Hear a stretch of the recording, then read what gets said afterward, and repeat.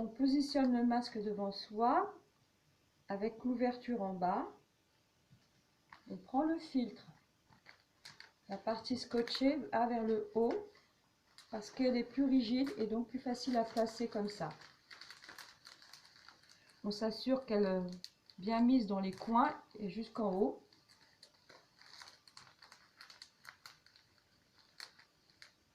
On la maintient dans le tissu et après le reste du fil se place automatiquement. Ensuite, on va plier le masque. C'est mal mis là.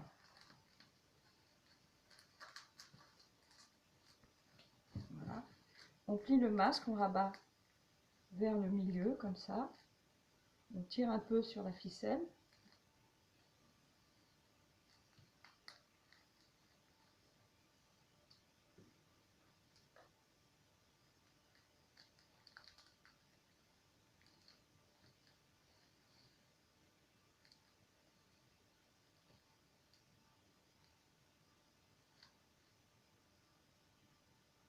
On retourne le masque, on passe la ficelle sous la ficelle ici, de façon à bloquer, ça fait comme une sorte de nœud.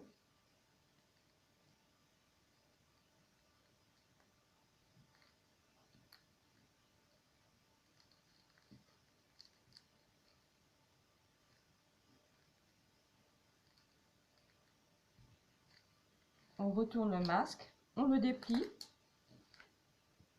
on met la ficelle vers l'entrée de la pochette, histoire de pour pas que ça pendouille sur les bords, sur les côtés. Là, c'est pas gênant, ça sera sous le menton.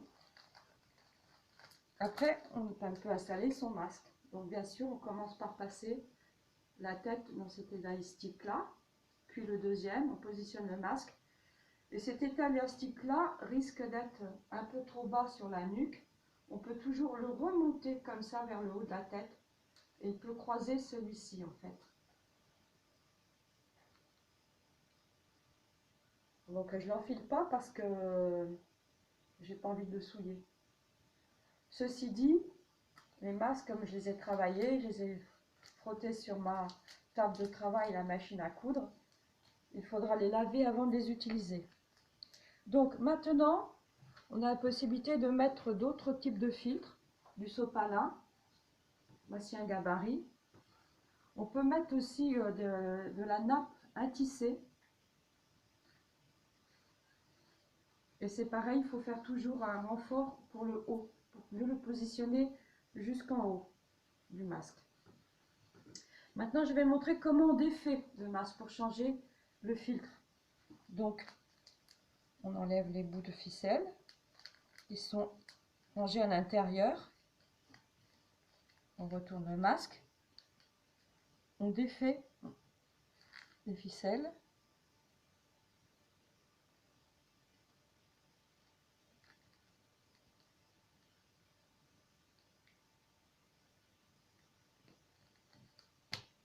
Et là, on attrape la ficelle ici au milieu et on tire jusqu'à ce que les deux nœuds butent de chaque côté des extrémités.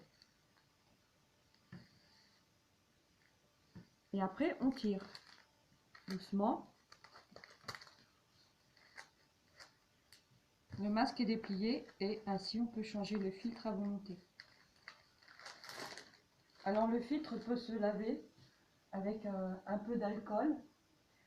Et je préconise de laver les masques avec de l'eau tiède et du savon. Et puis en dernier redressage, verser de l'eau bouillante dessus pour les désinfecter. Voilà, c'est fini.